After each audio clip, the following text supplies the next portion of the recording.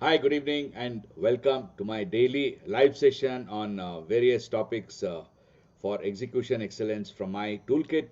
And my name is Dinakar. I'm the founder of Samutana and the inventor of DoHow, a methodology for driving teams to achieve challenging goals and uh, amazing outcomes, and in doing so, to get them acquire leadership and management skills necessary for achieving those goals and targets consistently. So that's the key value which we bring to the to our clients. And if you are interested in knowing more, please do visit our website, dinakarmurthy.com it is, and or write an email to me.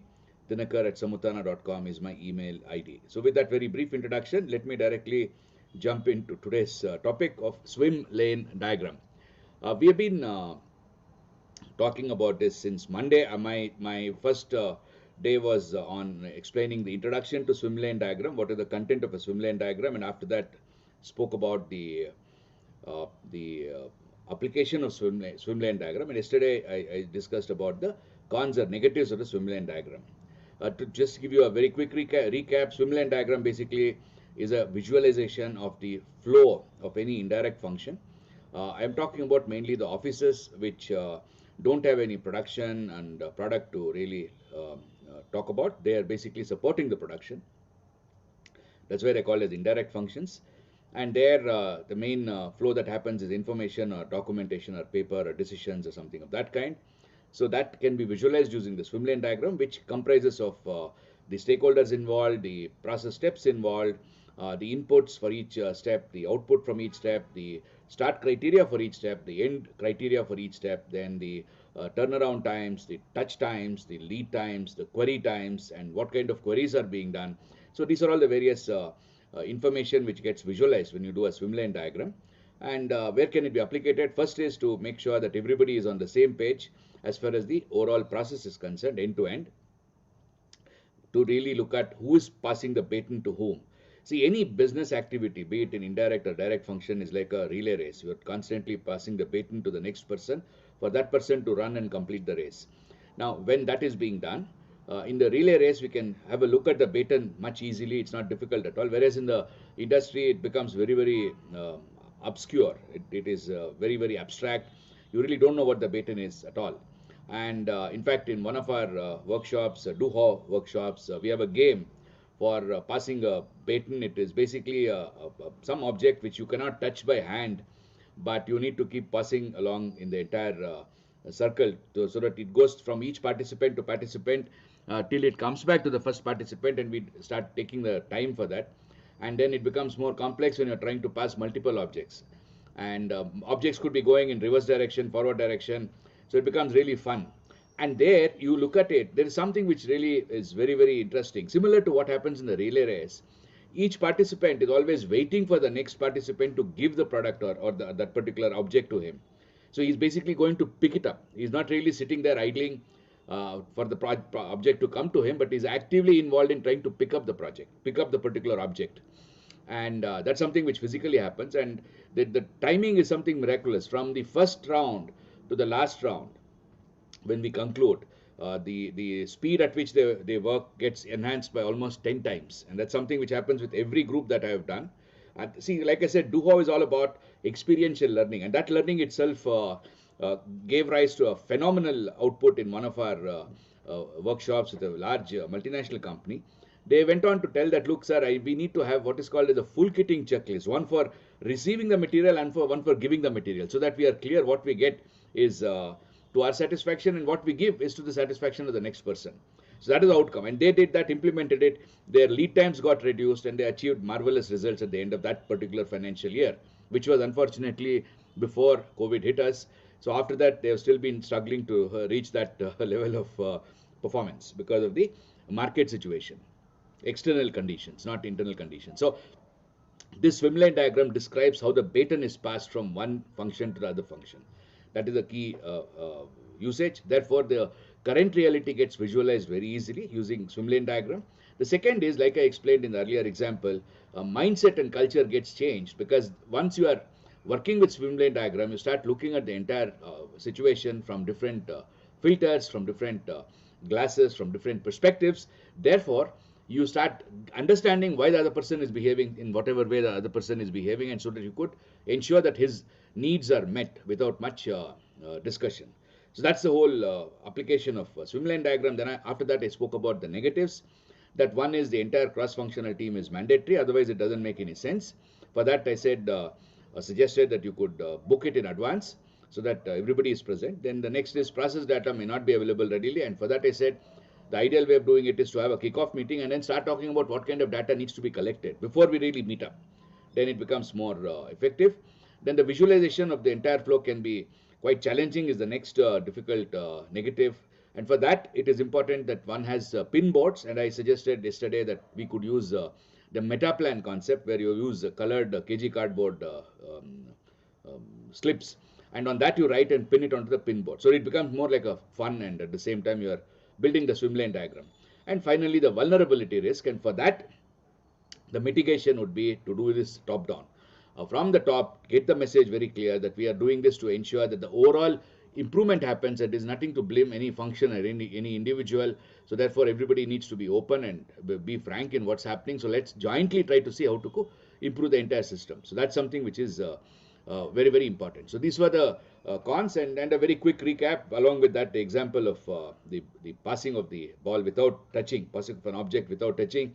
I'm sure you understood how it could be, and if you are interested, please, we are most delighted to conduct such activities, which is what Do How is all about, to really get you to start thinking laterally, to find solutions on your own. Morning, I was talking to one of our potential partners, and he was asking me, look, do you give any kind of templates and forms and processes and everything so that the company can run after the assignment is over? I said nothing. We don't do anything at all.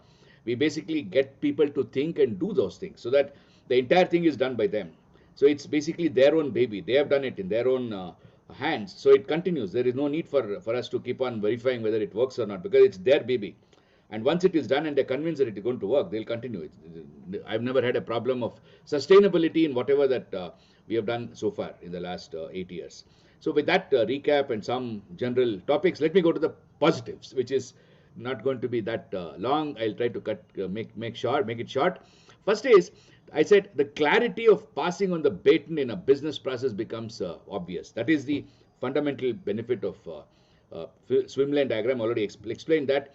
Then it establishes a common understanding. That's the most important thing. When you are looking at the same picture, everybody looking at the same picture, debating, discussing, then it creates a common understanding of the situation, common understanding of the goal, common understanding of the object of the process. That really speeds up every activity, because everybody starts working towards one goal. That is the next big advantage. And the next one is reduction of non-value added content. So as you are making the swim lane diagram, people are very, very, very smart. They start asking, yeah, tell me, why is it that we need to do this? What is the value addition there? Can't we eliminate that? Then somebody says, no, we can't do it because of ABC reasons. Okay, so let's see how we can combine that in the earlier step, or how we can modify the, mostly the actions would be to modify a template or modify a form, or modify the business process, or maybe reroute the business process so that the baton gets passed to another department before it comes, or maybe include another department in that particular process step. Those are the actions. They're not really major design of fixtures or anything like that, which involves time. These actions can be done just like that. Just like that. It doesn't really take much time. So as the swim lane diagram gets built up, lot of non-value added content automatically gets or naturally gets eliminated. That's the biggest advantage of working with a swim lane diagram. The next one, which is really a big pain in many organizations, is the reduction of either queries. That means I got something from somebody, but still I'm not clear what is it that he has told me. And that really is a big irritant, because I am ready to do my job. I'm really excited to run. Imagine a situation where you had to pick up the baton, and then after that you got 3 different batons. You don't know which one to pick up, or you are not sure whether the place where you are holding the baton is the right one or not. Where the baton would be something like this. Let us say you are not sure whether you have to hold it here or you have to hold it here. There is a confusion there. Or maybe the length of the baton is too short that you cannot hold it. Then you need to ask, can you please hold it a little away so that I can pick it up from you. So such things which are basically making the transfer difficult would result in queries, because I need to ask. And anytime ask. Imagine a relay, somebody asking that, look, your baton is not held correctly. Can you please? Somebody has held the baton like this and is running. So I don't have a place to pick it up. So I can't really stop the guy and then tell him that, no, you please change the baton. So imagine that fellow has to stop, then take the baton in his hand and put it there and then give it to you. Now then you're dead sure that you're going to lose the race. So such kind of obvious things gets automatically eliminated. Therefore, the queries come down naturally if you work on a swim lane diagram. So many of these things could be known to a lot of large companies who are already working, and many companies may not be knowing this. That's why I keep talking about these tools and methods, because I use them. And even in many of the large companies, I use that, because in large companies also many of these things are tried out only in pockets, not really across the organizations, because wherever there is a benefit, it is done. And then there's a very popular saying, when it's working fine, don't touch it. So that's a natural tendency. People get into inertia, and again, it's interesting to redo the swim lane diagram maybe once a year to really look at what really has changed and what way can we further improve upon. Okay, that's the whole idea of a swim lane diagram. Thanks a lot for watching. For those of you in India, have a nice evening. For those of you outside India, have a great day ahead. And tomorrow is Dialogue with me. It's live dialogue with Dinakar, and you could join and share your experiences with swim lane diagram by logging into dinakarmurthy.com/live. That link will be live from tomorrow, maybe 8 o'clock in the morning. And you could log in at 8:30 in the evening, and we could discuss your experiences of the swim lane diagram. With that brief introduction and with the invite to come tomorrow and join me live, see you tomorrow at 8:30. Until then, what should I say? Goodbye.